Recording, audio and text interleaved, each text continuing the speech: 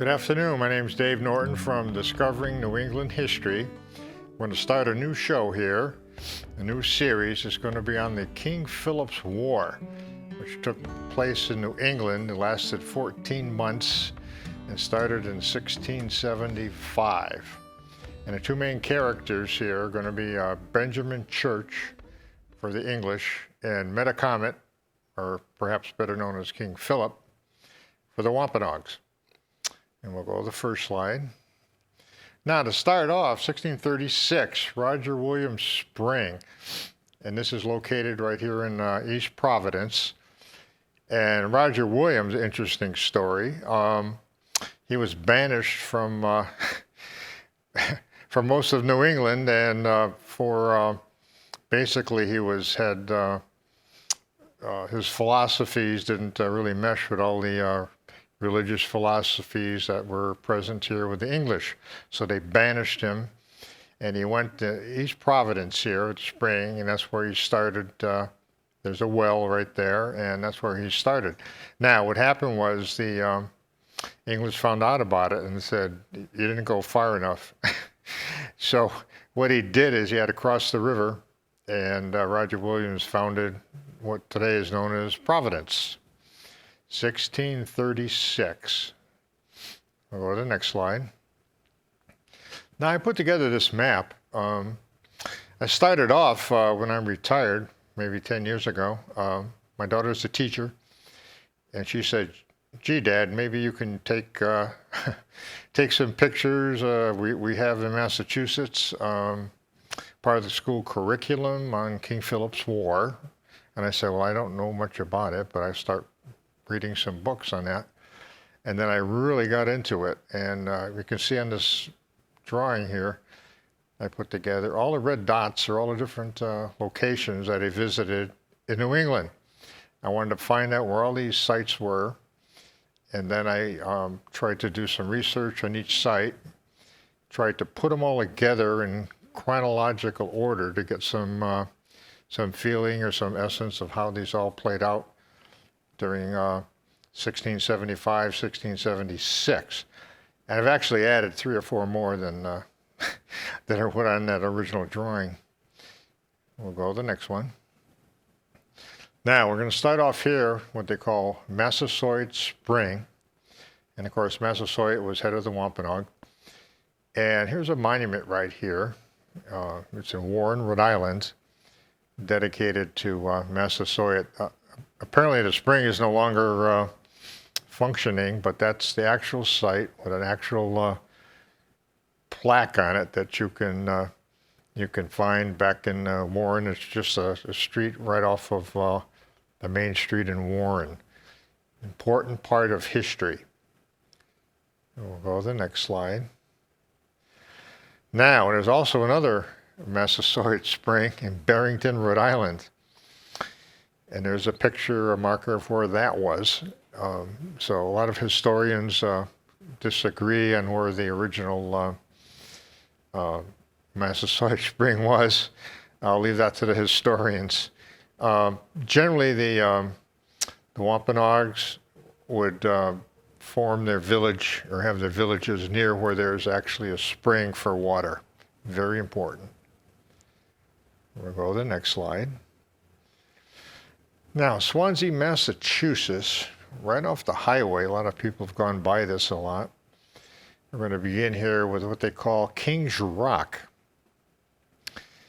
And you can see that right here. There's this large rock, and right below the rock on the left there, there's it's kind of a rounded out basin. And in case you wonder what it was, they used to use that way back in the day to, they would put all their corn in the basement. They would stand behind this rock, roll it over, and crush it to make cornmeal. And then they would push it back up again. And it's really kind of interesting. It's a manufacturing type of operation that doesn't have any electricity or natural gas to use it. And it worked very well back in the day. Roll the next slide. Now, I came across this site. It's the first ironworks in the old, what they call the old colony, first settlement here. And this was put together in 1656, and it's in Raynham, Massachusetts, just outside of Taunton. And this is actually significant in the King Philip's War, because what happened, they had this ironworks here. And of course, when all the English were here, they used this facility to do all the repair for all their muskets. And they also, at that time, when King Philip was head of the Wampanoags, he would come down here and they would fix and repair all the Native Americans, all their weapons, all the muskets that they had at that time. So it was very important.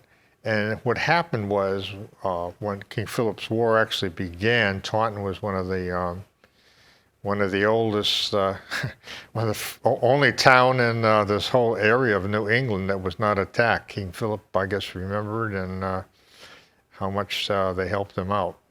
So we'll go to the next slide.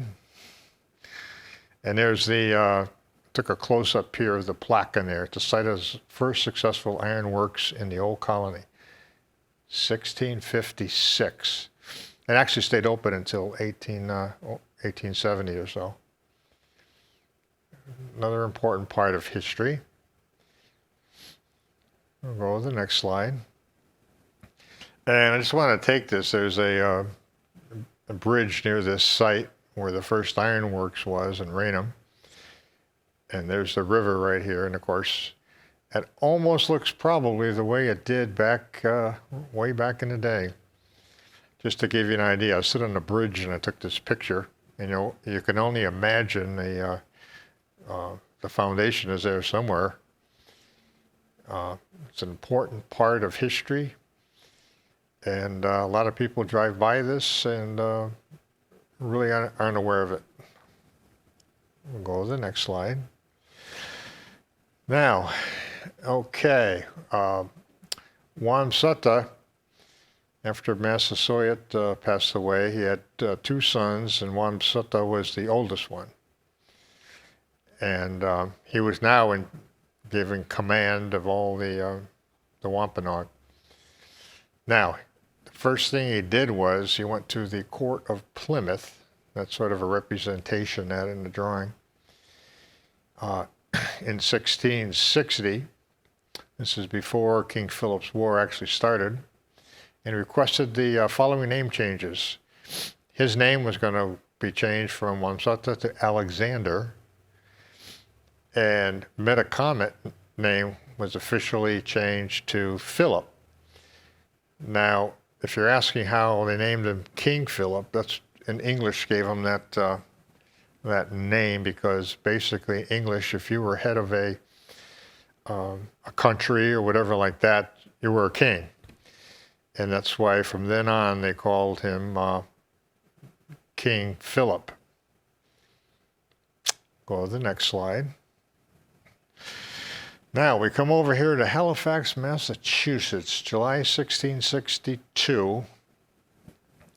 A lot of these sites are before the King Philip's War, but they played an important part of why it all happened. Now, Wamsutta was in that area, campsite, and Major Josias Winslow now was in charge of that whole area. And what he wanted to do, he wanted to talk to Wamsutta, work out some kind of a treaty, some kind of an agreement, but he couldn't get a hold of him. So he finally found out where he was at this site in Halifax, Massachusetts, and he captured him. Some say it was under gunpoint, and brought him back to Plymouth, and they sat down. They wanted to work out an agreement because there was a lot of local discrepancies there. The Wampanoags were having issues with the colonization as more and more English were coming over to the New World here, and they had all kinds of individual problems here. And he wanted to try to set that out. And what happened? Nothing really happened out of the meeting. So Wamsutta sat down, they had a meal. Then he got in his canoe and went back to Mount Hope, which is in Bristol. And he got deathly sick and he died. Now, there's two ways of viewing this here, historians. One way was when they had the meal, it was simple food poisoning.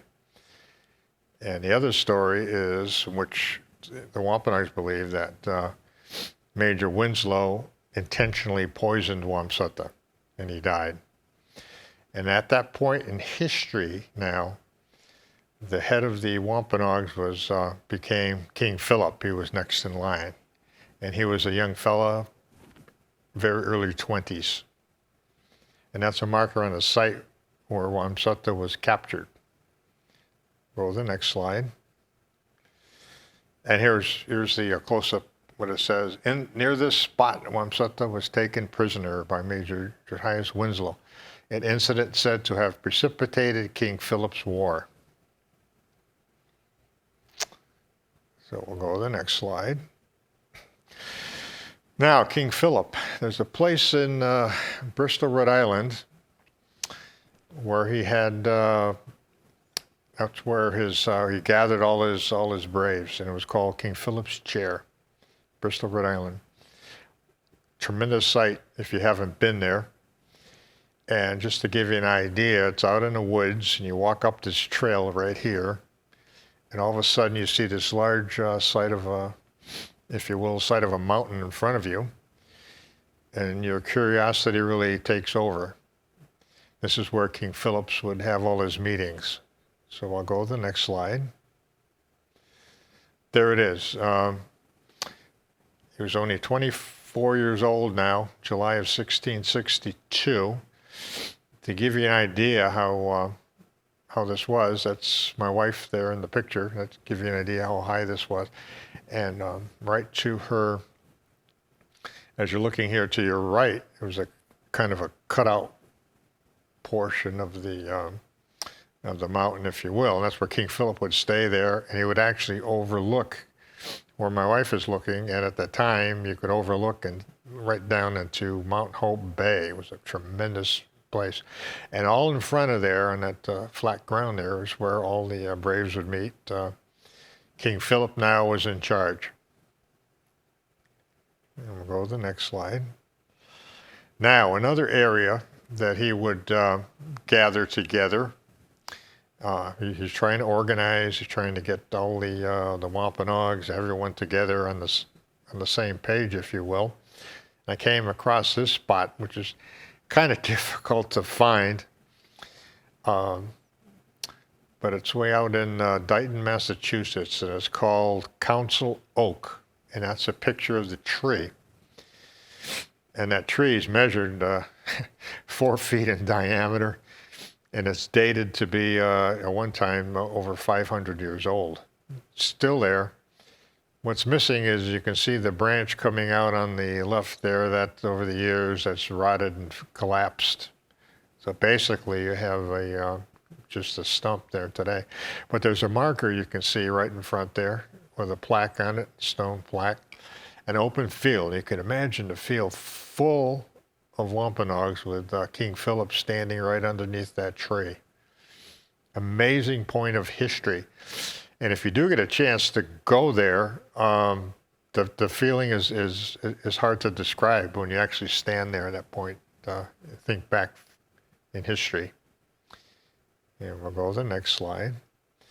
Now, what I did is I took a close-up of that marker just to read, to see what it says here. And you can read on the chart there, and I'll read it also.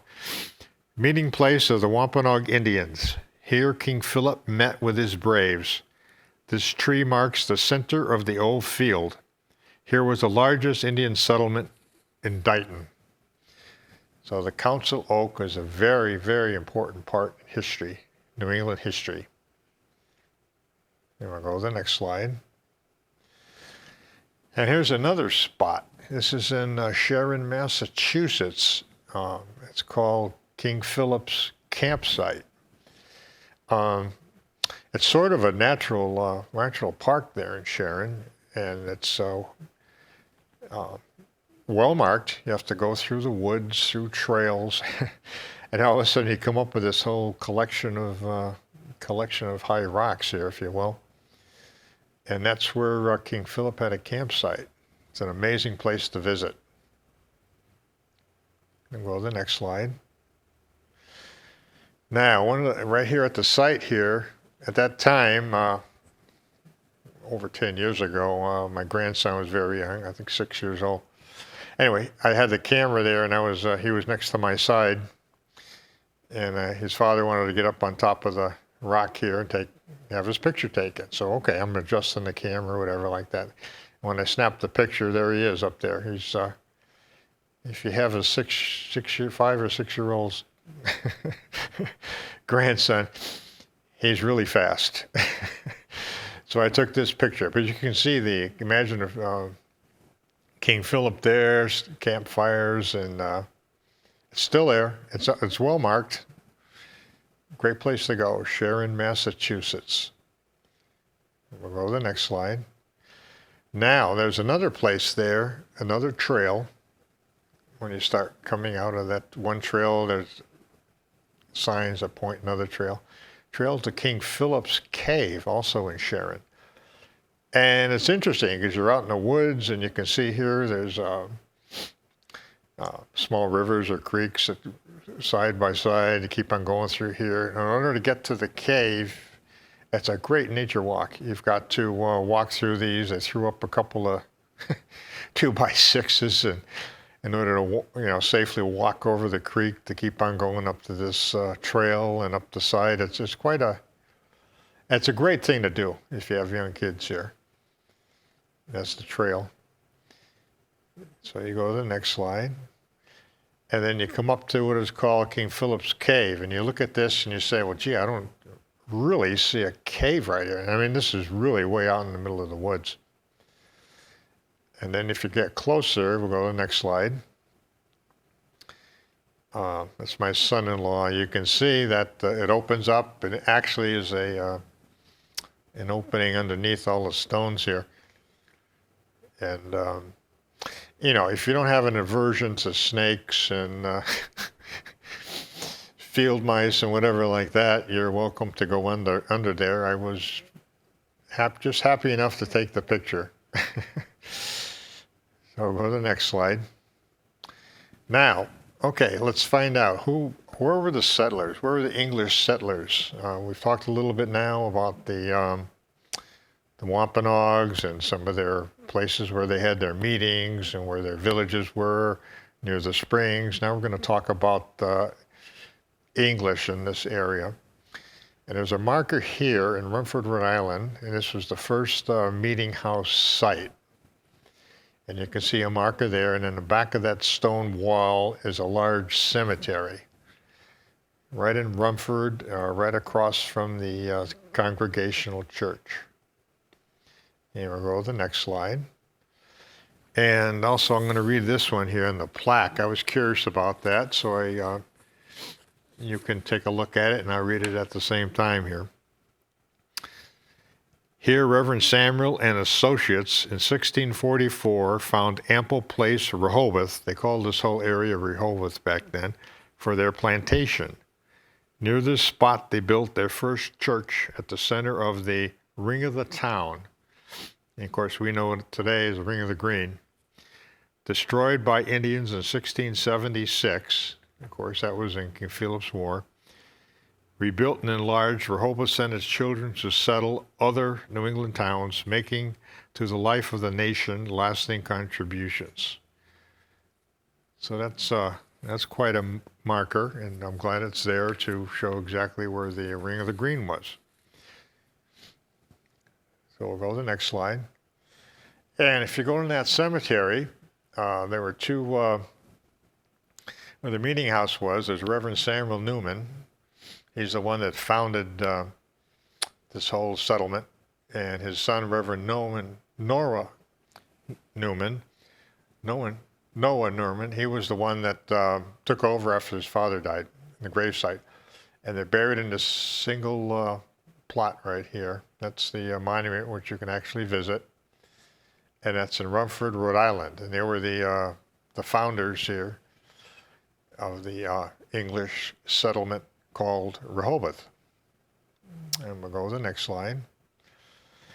And I put together a map here with the ring, we call it the Ring of the Green, Rumford, Rhode Island. What did it look like in 1675? And here it is. You can see all the plots, all the land plots all the way around it.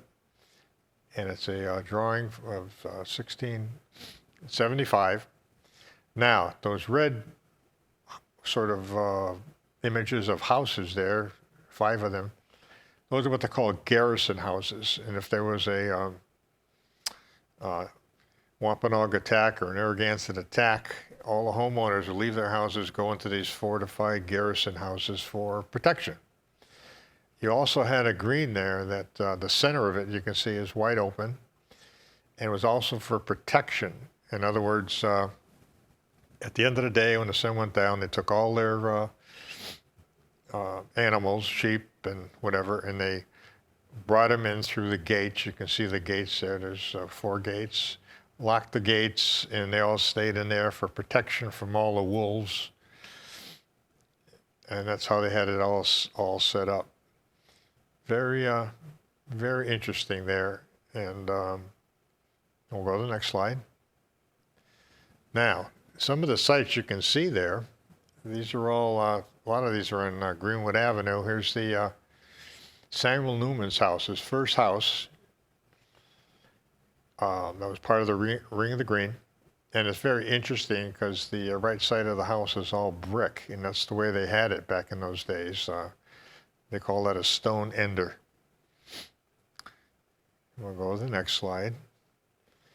Now, continuing down Greenwood Avenue is what they call the Caleb Abel House. And that's a picture of the house today, and they've done a great job reconditioning that house. And those foundations of these 2 houses are still there. These houses are built on the original foundations of the homes that were on the Ring of the Green. And we'll go to the next slide. And there's what they call the Abel House. So all of these houses are right in that area. You go down the street and you're right there, part of history. We'll go to the next slide. A little bit further down in East Providence is what they call the Philip Walker House. And once again, all these houses were built on the same foundations, and during King Philip's War, all these houses were attacked and set on fire and burnt to the ground. But the foundations are all original foundations. Very important part of history. And we'll go to the next slide. What I did is I took a little bit larger drawing here of the Ring of the Green, and I put these houses there so you can see where they are. And if you can see, Greenwood Avenue goes, and you can see the from left to right, you can see Samuel Newman's house and the 2 Abel houses right there, one after another. And then if you proceed to East Providence, you can see at the bottom of the picture, that's where the Walker House is. And so that's all been defined for history. There we go to the next slide. Now we have a story of Sassamon. And this is sort of building up to the head of the definitely one of the causes of King Philip's War. Sassamon was over 60, Wampanoag, but it's very interesting because he was educated, of all places, Harvard, and he learned English. So Wamsutta, when he was in charge, he was his interpreter to Wamsutta. And what happened with Sassamon, he was very friendly with the English, and he's very friendly, of course, obviously, with the native Wampanoag. And anyway, one day Sassamon found out that they were planning to get together, unite all the Wampanoags, and attack all the English settlements. So he went to the English, told them about it, And he said, if you tell anybody I'm the one that told you, they're going to kill me. So anyway, it was a winter time. He went back to down to Lakeville, and there was a large pond right there, if you will, dead of winter. 3 of the Wampanoags ambushed him and killed him. They cut a hole in the ice here, submerged him, buried him there. And no one discovered that until the spring when the ice thawed and they found the body. Now, what happened was another Wampanoag saw this all, and he went to the English and said, I can identify the 3 Wampanoags that killed Sassamon. So the English captured all 3, took them to their courts, tried them, and hanged all 3. And you can imagine the Wampanoags were enraged by this. And it said this was one of the stories that precipitated, the start of King Philip's War. We'll go to the next slide. And I was there. I found out where that swamp was, that pond actually, Assawampset Pond, they call it Lakeville. And I stood right on that, almost that same bank where Sassamon was killed. And you go to the next slide. And we're probably going to cover this one here in episode 2. The war is now starting to come to a head. And we'll cover this one here, very important, the area around the Palmer River, where the Miles garrison is. And if you have some reading here, a couple of great books here. King Philip's War is a good book, one of my source books. And the other one is The Mayflower. And I've actually met both authors. And they both autographed each of those books. So once again, it's Dave Norton from Discovering New England History, and we're going to continue with episode 2 of the King Philip's War, and I hope you folks have a good evening.